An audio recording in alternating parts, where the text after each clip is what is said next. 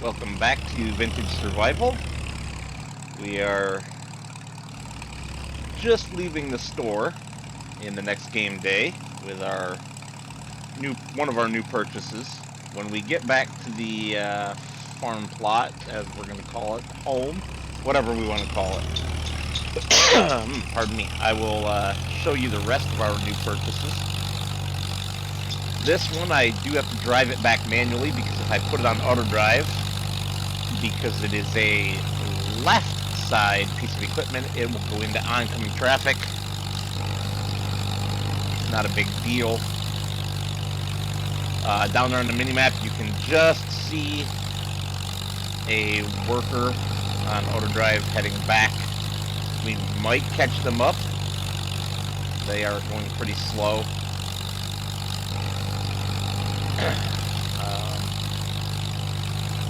Yeah, it does look like we will catch them up before they get to the farm. Alright. I, however, will pause the recording here and see you guys when we arrive.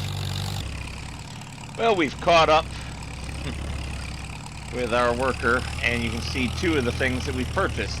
One of them is a Farmall Super A, and the other one is a homemade water tanker out of an IBC. Now, why did we buy a water tanker and a trailed harvester? Well, trailed harvester should be pretty obvious. It's so that we can do harvest contracts and make money. The water tanker might be a little less obvious. We will see it shortly here. One thing that I didn't call out, but you may have noticed. Alright, call that there. And I will manually shut this guy down, or gal. Alright, so there's our new Farmall Super A with the little water tanker, which sits kind of low because of how low that hitch is with this bend up in the drawbar. It's fine though. It doesn't drag, that's all that really matters. And of course we have the mower, got back after doing its work. The observant among you will have noticed, oh, one other quick change. I turned this into a grain trailer, just put the sides back on it, which made me realize that I had forgotten to put in the workshop zone that I had wanted to be part of this area. So that is now done. Even though it looks like garbage with the lines floating up in the air, we may or may not fix that in the future. We'll see how much it bothers me. But the observant among you will have noticed this. This is a moonshine production, basically. So, dogs, be good, please. So if we go in here, we can do corn liquor, potato schnapps, or whiskey. The whiskey uses 100 corn and 100 water. Schnapps uses 150 potatoes and 50 water. And then the corn liquor, I don't know why it's called corn liquor. Oh, apparently I'm making corn out of... Okay, I was just assuming it was corn liquor. I hadn't actually looked at it. How you make corn out of wheat, I don't know. This makes no sense to me. But whatever. We're making whiskey out of corn. And we're making corn out of wheat, which we can do with our little harvester. But that's what I need the water tanker for, because it also uses water.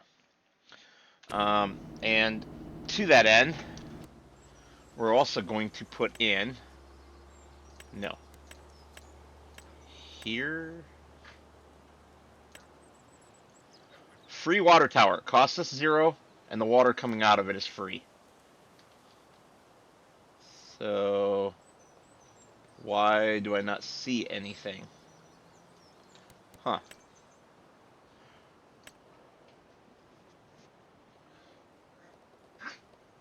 Apparently I have to put in the actual tower separately, and then this is just the trigger to... No. Alright.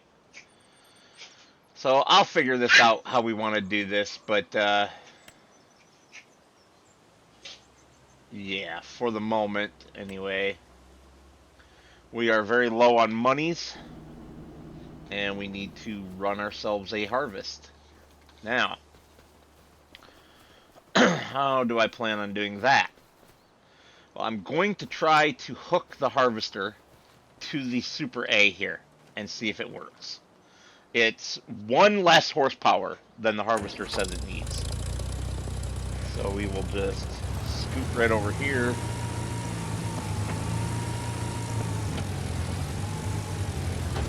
Dump that off. Might as well look at the contracts first. I thought about getting a baler, but I didn't, and I'll show you why at another point in time. So we can do some more cultivating. We know that's good money. Fertilizer. Wow, that's worth nothing. The dogs are being wild. Alright, so harvesting on 13. Kind of hoping for 7 or 5, both of which are ready. That's unfortunate. 14, 34, 37, 41. They're all a lot farther away than I wanted to do. This one's not that bad. This one's close enough. 66 is there. 56. 11. We do also have plowing, which is worth a decent amount of money, but our plow is small. Our plow is small. So I guess I got to figure out how I want to do this. I'm thinking I will do this contract first before I do anything else. Just go and run this one. And we'll take it from there. Because we don't really have enough money to have a worker going at the same time. Unfortunately. What else do I want to take? Do I want to just take some of these contracts? I think I do. So what do we have here? No, no. Wait, what is that? Oh, yeah. So no, no, no, no. I'm looking for wheat, obviously. And there is none. So, we will take a couple of these baling contracts as well. Wow, those changed.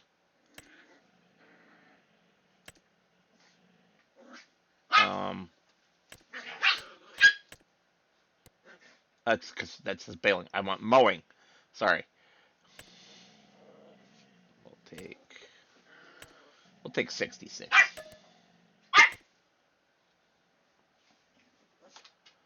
All right. So that's, and we can take, we cannot take more contracts because I did not install that mod. But that's all right. We do want to eventually get a chainsaw and start cutting down some of these trees on this plot. I sort of mentioned it because I was telling the little story, but I have to pay for this plot later. Repay for it, I mean. Excuse me. Sorry. The puppies and one of the big dogs were not playing nice. I had to deal with that.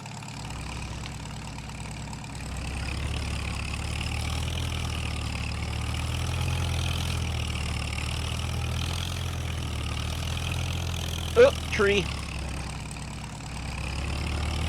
I always turn too late for that gap. I don't know why.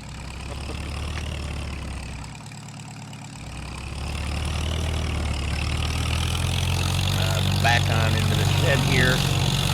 And I'm going to disappear apparently temporarily. Grab our cultivator and get to work.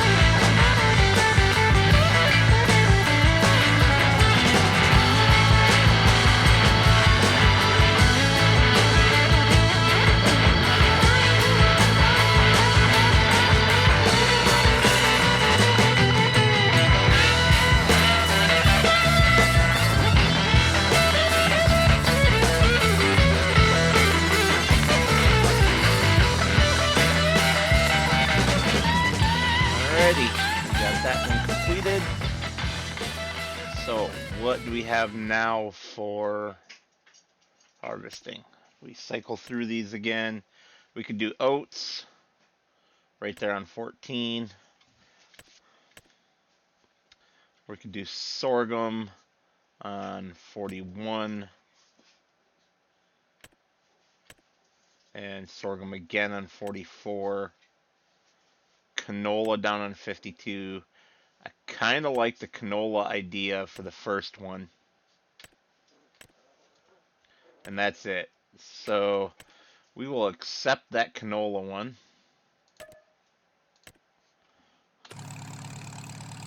And get headed that direction. Actually, before we get headed that direction,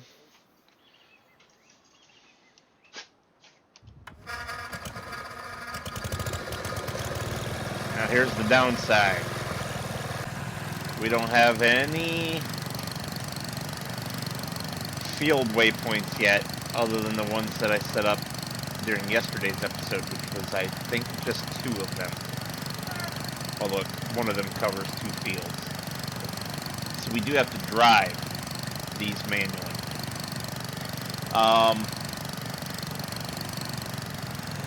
Thought. Let's get this guy rolling back to the hideout because he's got to pull a trailer. So I was going to explain that. The reason I want the A, if possible, to pull the harvester, if it will do it, is because it will really struggle to pull that grain trailer. Even though it's a small one, a very small one, it will struggle. So if we can have it pulling the harvester while the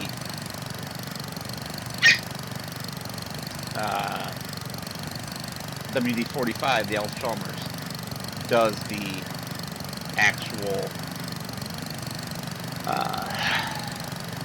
sorry, these puppies are very distracting and I'm kind of tired, does the actual carting, then I think we'll be in a better place. Wild place. Bear is a lunatic. He is going after the big dogs, and they're like pinning him down with their paws and stuff. It's funny and cute, but it could also go very poorly. Alright, I'm gonna do the rest of this off camera so that I can do some auto drive as I go. I'll talk to you guys in a bit. This is a very slow trek in this machine. 8 mile an hour is the max it can do with the machine shut off. I did a brief test without any crop, but the machine lowered and turned on, and it could still do 8 miles an hour. So maybe we'll at least be able to harvest at 8 miles an hour. Getting to the harvest, on the other hand. Let's see, where are we going? Field 52? Okay, it's duh, that's the circle for where we're delivering. I'm like, that's not field 52. No, I'm pretty sure we go down here and turn right. Maybe I should tag it. Yeah, we go down there and turn right. Oh, I do believe I will be doing auto drive along the way. Let's see, is there auto drive going down this little road here? Sort of. Not done right. So we will be doing that. I just thought I'd bring you guys back and show you my pain. Okay, while I'm trundling down to the field with the grain trailer behind the WD here, I thought I'd take a moment. Come on. Thought I'd take a moment to fully flesh out the rules of this challenge. It's basically the same as it was in FS25. You can only use vintage equipment, and vintage is defined as anything prior to the year 2000.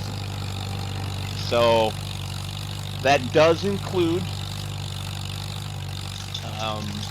pieces of equipment in the game that may be marked with a year after 2000, as long as the start date of manufacturing for that model came before 2000, if that makes sense. So the Peterbilt 379 semi-truck, for example, there's a mod available that's a 2005, according to the mod, Peterbilt 379. But the 379s started long before that. I can't remember if it was late 80s or early 90s, but they were around, for quite a while before 2005. So we could get away with using that. I won't, just because there are a few features on it that are specific to post 2000. So I don't even have that installed. And other than that, we can use basically anything we want from any country. Doesn't really matter. We are also not allowed to rent. However, there's a new mod for financing. We are allowed to finance, but we cannot rent. Now, of course, there's interest on financing, so there's a penalty there, and it may or may not be worth it. We also, I'm going to check on the mower here in a moment. We also cannot substitute any equipment. There's enough vintage mods out now that there should be a vintage version for almost any type of equipment. If there's not, if I do run into a situation where I can't find a vintage axe, like windrower, then we will deal with that when the time comes. I don't believe that's going to be the case, however, so I'm not concerned. But I just thought I would take a moment as I drove down here to explain the rules of the challenge. Other than that, we can pretty much do whatever we want. We can... they're both stuck in 11%. That's funny. We can do productions. We can harvest field. We can cut down trees. Whatever we want to do. Alright. I think I need to go and figure out what's wrong with both my workers, and we will take things from there.